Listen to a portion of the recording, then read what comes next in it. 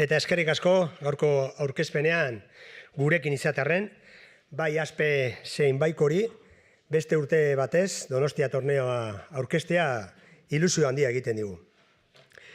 El torneo Ciudad de San Sebastián se viene celebrando desde 1992. La Liga de Empresas ha hecho una apuesta firme por el Atano tercero y con la ayuda de la Concejalía de Deportes el resultado ha sido excepcional. Y antes de pasar a desmenuzar lo que es la feria de Donostia Iría, vamos a saludar a los ponentes que nos acompaña yo en representación. David Feijó, director de Donostia Kirolak, egunon, eskerrik asko. Le acompaña Joaquín Zubiría, en representación de CaixaBank, egunon, eskerrik asko. Y Josu Larrarte, del Diario Vasco, egunon, Josu Zuriere.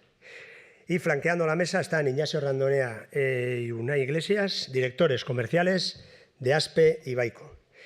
David, si te parece, empezamos con el anfitrión. Ha recuperado la atención de los medios. ¿Cómo lo ves? Bueno, para nosotros es una apuesta estratégica. Hasieratik garbi eduki dugu pilotan aldeko apustuak inberrenuta eta pilotan bereziki eskupilota. Eta emaitzak ikusten ari gara. Udaberri honetan Atanoa bete-bete eta eduki dugu, semifinalak eduki ditugu, bai bakarkakoan, bai binakakoan. Eta pixkat garbi dakauna da, apustu honetan bidelagun hona dakagula Aspen. Eta Aspen bereziki Ignacio aipatu nuke, porque bea oso konprometituta dago, Atanoi pixkat bultzada hori ematen. Y decía eso, pues que para nosotros es una apuesta clara la pelota y que hemos encontrado en Aspe pues a un buen compañero de viaje. El sábado, el 2, Master CaixaBank, sin irme tan lejos, pero luego está este torneo que a nosotros nos hace mucha ilusión y vamos a ver cómo coexisten pelota y fútbol, porque nos toca un día llegar a empezar a Ignacio, pero es una apuesta clara para nosotros. Está listo. Una puntualización. Atano ekartzen ditu beti txapelketako partiduak eta txapelketako partiduak ligan bidez antolatzen dira. Hau da, Baiko Aspe ligan bidez antolatzen dira. Eskerrik asko. Y como todo torneo que se precie, no pueden faltar nuestros patrocinadores. Y Joaquín Zubiría, ¿qué te parece el torneo? Por favor, acércate porque parece que no se oye bien. Bueno, egunon, se me oye, ¿verdad? Yo no me voy a extender demasiado porque los protagonistas son los pelotaris, pero sí que quería, por un lado, agradecer al Ayuntamiento por la apuesta que ha mencionado, además sostenida en el tiempo, y también al Diario Vasco, porque junto con nosotros es quien apoya este torneo. Hoy presentamos un torneo muy especial, marcado en las fechas del calendario veraniego, un torneo en el que llevamos 14 años consecutivos en una segunda etapa de patrocinio. Siempre decimos que en CaixaBank estamos muy orgullosos de que se vincule la pelota a nuestra entidad y nuestra primera experiencia la tuvimos en 1994, lo cual nos posicionó como entidad pionera en el patrocinio de la pelota. Y 30 años después aquí seguimos y aquí seguiremos porque, como sabréis, hace pocas fechas se publicó, hemos renovado el patrocinio por 2 años. Esa renovación implica que seguiremos estando en este torneo que para nosotros lo tenemos marcado en rojo, el Donostia Iría. Y simplemente terminar diciendo que tengo muchísimas ganas, al igual que todos los pelotasales, de vivir la pelota de mayor nivel actual en el Atano tercero. Eskerrik asko y que lo disfrutéis. Eskerrik asko, Joaquín. Eta babesleekin amaitzeko, hemen dugu Diario Vasco ordezkaria Josu Larrarte, ez dakit. Nola ikusten zuen torneoa? Mila esker. nire aldetik oso laburrez.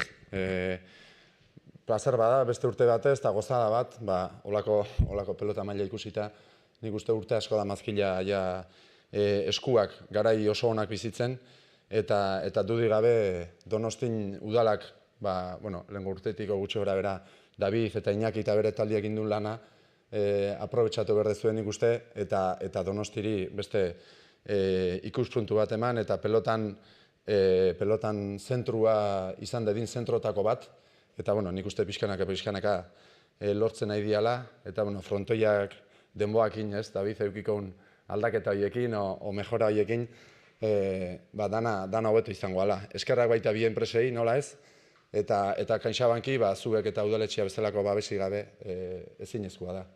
Eta, udarako abuztu bukaerako gau ederroiek, berriz beste urte batez bizitzia, politia izangoa, eta atxalde bat baita ere Inaziok kontatuko dugu, aurtengoa, eta eskerrik asko.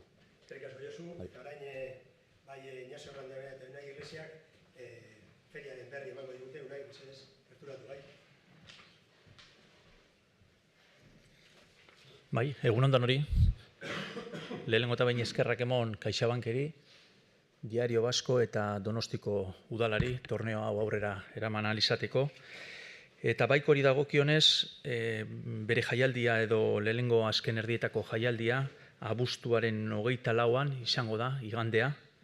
Arratzaldeko ordu berezi batean, arratzaldeko 5:04 gutxitan, hau da, gehien bat Realarekin batez egiteko, Realak etxean jokatzen du, 7:00 eta horregatik pixkat ordua aurreratu dugu 5:04 gutxitara. Uste dut plan polita dela, pelota ikusi, futbola ikusi eta arratzalde on bat pasatzeko. Horregatik 5:04 gutxitan hasiko da pilota jaialdia. Eta beste torneoetan bezala, Serie B eta Serie A-ko partiduak izango dira, eta baikoren aldetik Zubizarreta, Lizeaga eta Senar Ugartemendiaren kontra izango da lehengo partidua.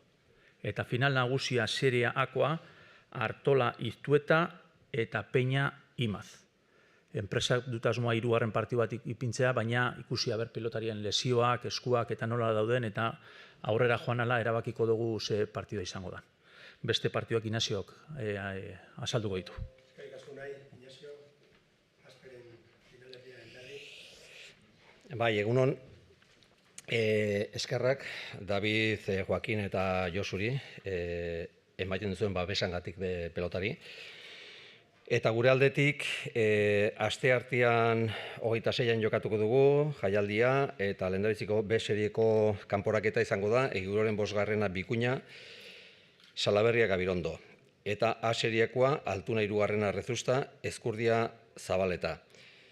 9 eta 4 hasiko da jaialdia, eta, preziok izango dire final erdietan 28-25 goian, eta finalean izango dire prezioak 42, laterala 30 eta rebotean 25. Bai 24koa eta 29koa finala Euskal Telebistaz emango die, eta, besterik gabe, barkamena eskatu Altunak ez du posible izan etortzea, lehendabizian asteartean inbarra zen aurkezpen hau, gero etzen posible izan, eta berak bazaukan konpromiso potente bat gaurko egunean, eta denan aurrien barkamena eskatu, txapeldunan utza. Eskerrik asko, Inazio, ez dakite aurkezpenari amaiera ematen joateko, ez dakite Bruno ero norbaitek, si tiene alguna pregunta.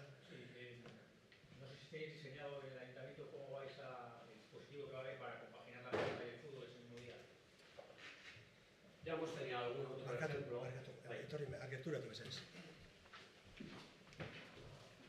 Decía que ya hemos tenido alguna otra situación. La primavera pasada tuvimos Real Sociedad primero y luego Vera. Entonces, desde un punto de vista de seguridad y demás, eso ya está desde hace tiempo el expediente público puesto en marcha y demás. Y lo que sí que tenemos que ver es, cómo podemos seguramente fortalecer esa sinergia entre ambos. O sea, hay que estudiar si se puede hacer algo o no.